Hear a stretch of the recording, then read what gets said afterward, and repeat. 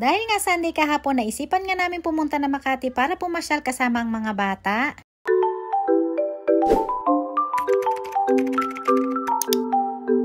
Ang tagal nga namin hindi lumabas ng bahay dahil nga nagkasakit ang Kuya Noah at Baby Nyora nyo. At dahil nga naging okay na nga sila, ito nga at naisipan namin pumunta ng Makati para pumasyal. Naboring nga kami sa bahay lang kaya pumunta talaga kami dito para makapag-enjoy. Sakto nga din at ngayon nga din gaganapin yung Halloween party para sa mga bata. Since hindi pa nga nag-i-start, ito nga at namasyal muna kami dito sa park. At sobrang nakaka-relax nga dito sa park na to dahil nga marami nang ang puno at may mga isda pa nga. At kita nyo naman ang Baby Nyora nyo at nag-aya talaga siyang bumaba para makita niya mismo ang mga isda. Kahit nga na nasa Makati area kami, hindi nga masyadong mainit dahil nga sa napakadaming puno dito at napaka-fresh talaga ng hangin. After nga namin sa mga isda, ito na nga, pumunta na nga kami sa playground dahil nga excited na nga ang Kuya Noah nyo mag-slide. At kita nyo naman ang tsura ng Kuya Noah nyo, tuwan-tuwa nga after mag-slide. At ayan naman ang Baby Nyora nyo naiinggit sa kuya niya. Ito nga yung pangalawang playground na pinuntahan namin at dito nga kami mas tumagal dahil nga mas malamig dito kaysa dun sa una. Hindi na nga nakatiis ang Baby Nyora nyo at kita nyo naman bumaba na talaga siya para makapaglaro na nga din siya. At ayan nga, nilakad-lakad ko nga siya at kita nyo naman tuwan-tuwa ang bata. Maya-maya nga lang nilapitan nga kami ng Kuya Noah nyo at meron nga sinasabi. Buti na lang talaga at hindi sobrang init sa lugar na yan at talaga namang nag-e-enjoy sila. Nung wala pa nga ang Baby Nyora nyo, dito ko talaga dinadala ang Kuya Noah nyo at tuwang-tuwa nga siya dito kaso mainit nga palagi. Pagkatapos nga namin sa park, pumunta na nga kami dito sa Sunday Market sa Legazpi. At dito mo nga makikita yung mga iba't ibang paninda ng mga pagkain. Nag-start na nga din mag-trick or tricks ang Kuya Noah. Dahil nga nauna yung playground ng Kuya Noah nyo, ayan nga at hindi na nga siya naka-costume. Dahil nga yung black na suot niyang damit na dumihan na nga at basa na nga ng mga pawis. At kahit nga hindi na siya naka-costume, ayan nga at tuloy pa rin ang Kuya Noah nyo. Kakuha nga siya ng 2 puno na basket at tuwan-tuwa na naman ang bata. Sa dami nga ng store dito sa Legazpi, talaga namang mapupuno ng Kuya Noah nyo yung basket niya. Bawat store nga dito may kanya-kanya nga silang candies para ipabigay sa mga bata. Ikaw na nga lang ang magsasawang mag-ikot dahil nga sa dami ng mga store. At eto nga ang Baby Nyora nyo, hindi nga siya nagpahuli at humakot nga din.